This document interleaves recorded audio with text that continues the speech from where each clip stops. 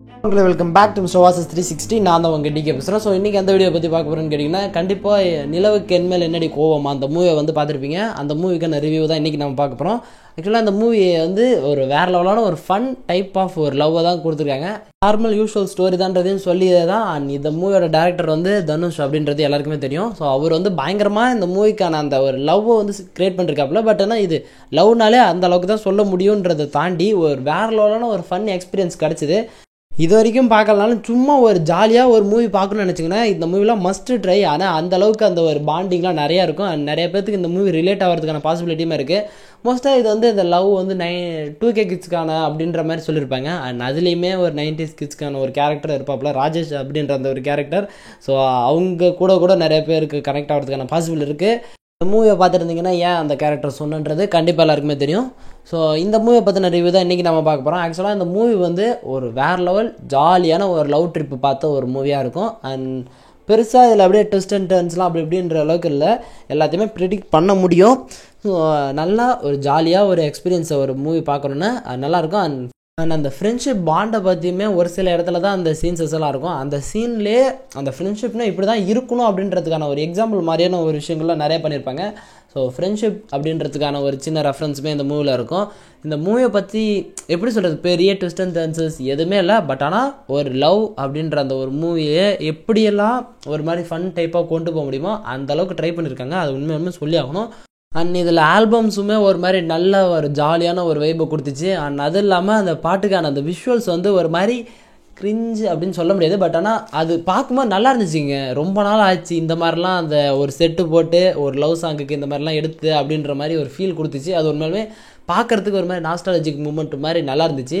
And ஆல்பத்தை தாண்டி கேமராவோட குவாலிட்டி அண்ட் அதனுடைய லொக்கேஷன் வந்து அல்டிமேட்டாக இருந்துச்சு. ஏன்னா ஒரு பர்ஃபெக்டான மூவியை எப்படி பில்ட் பண்ண முடியும், அதாவது எந்த ஒரு அந்த பிசிறு தட்டாமல் பண்ணணும் அப்படின்ற மாதிரி சொல்லியிருப்பாங்க பார்த்தீங்கன்னா. ஸோ அந்த அளவுக்கான ஒரு டீட்டெயிலிங்கான ஒரு மூவி. ஸோ இந்த லவ் மூவிக்கு அதெல்லாம் தேவை அப்படின்னு கேட்டிங்கன்னா தெரில.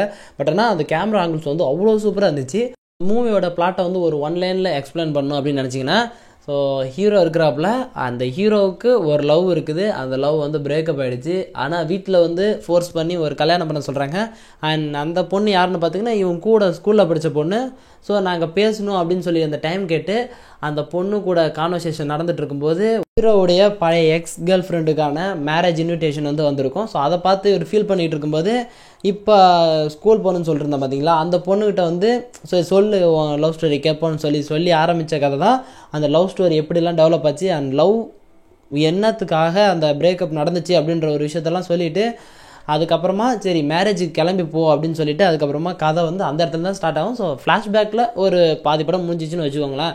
அண்ட் அதுக்கப்புறமா அந்த மேரேஜுக்கு போனதுக்கப்புறமா நடக்கிற ஃபன்லாம் உண்மையிலே தாறுமாறாக இருக்கும். ஏன்னா ஒரு எக்ஸ் கேர்ள் ஃப்ரெண்டோடைய ஒரு மேரேஜுக்கு போகும்போது ஃப்ரெண்ட்ஸ்லாம் எப்படிலாம் போட்டு கலாய்ப்பாங்கன்றது எல்லாருக்குமே தெரியும். ஸோ அந்த கலாய்க்கும் போதெல்லாம் அந்த ஜோக்ஸஸ்லாம் உண்மையாலுமே ஓரளவுக்கு ஏற்றுக்கிற மாதிரி நல்லாவே இருந்துச்சு.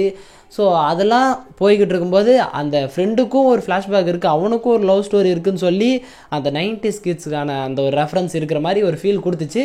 ஸோ இந்த மாதிரிலாம் அந்த மேரேஜ் ஃபங்க்ஷனில் போய்கிட்டு இருக்கும். அண்ட் ஃபைனலாக அந்த பொண்ணுக்கு வந்து என்ன காரணத்துக்காக பிரேக்கப் நடந்துச்சு அண்ட் அந்த பொண்ணு எப்படி அக்செப்ட் பண்ணிக்கிட்டு அவங்களுக்கு இருந்த அந்த மேரேஜை ஸ்டாப் பண்ணிவிட்டு இவனை ஏற்றுக்கிட்டாங்களா இல்லையான்றது தான் ஒரு கதையாக இருக்கும். அண்ட் அந்த உண்மை தெரியறதுக்கான காரணமாக இருந்த ஒரு பொண்ணு ரம்யா அப்படின்ற அந்த ஒரு கேரக்டர் காமிச்சிருப்பாங்க. ஒரு சின்ன கேமியோ ரோல் மாதிரி தான் இருக்கும். பட் ஆனால் அந்த கேரக்டரோடைய பயங்கரமாக நீங்கள் ரிலேட் பண்ணிக்கிற அளவுக்கு அந்த மாதிரி ஃப்ரெண்டு இருந்தாங்கன்னா இருக்கும். பட் ஆனால் அந்த மாதிரி ஃப்ரெண்டு கிடச்சிட மாட்டாங்களா அப்படின்ற ஒரு ஏக்கமும் இருக்கிற அளவுக்கு அந்த மூவியோடைய எஃபெக்ட் இருக்கும்.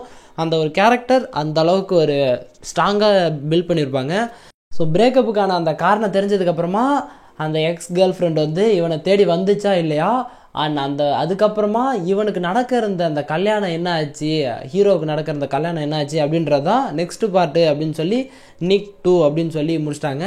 இவ்வளோதான் ஓவராலாக சொல்கிறேன்னா இவ்வளோதான் மொத்த பிளாட்டுமே. பட் அதில் க்ரியேட் பண்ண அந்த சின்ன சின்ன எஃபெக்ட்டு அண்ட் அவங்களுக்கான அந்த ஃப்ரெண்ட்ஷிப்குள்ளே இருக்கிற அந்த பாண்டிங், அந்த ஜோக்ஸஸ் அண்டு ஸ்க்ரீன் பிளே வைஸ் சின்ன சின்ன கேமியோஸ் எல்லாமே அல்டிமேட்டாக இருந்துச்சு. ஸோ அதுதான் இந்த மூவியை இன்னும் அப்படியே பில்ட் பண்ணி கொண்டு போச்சுன்னு சொல்லலாம்.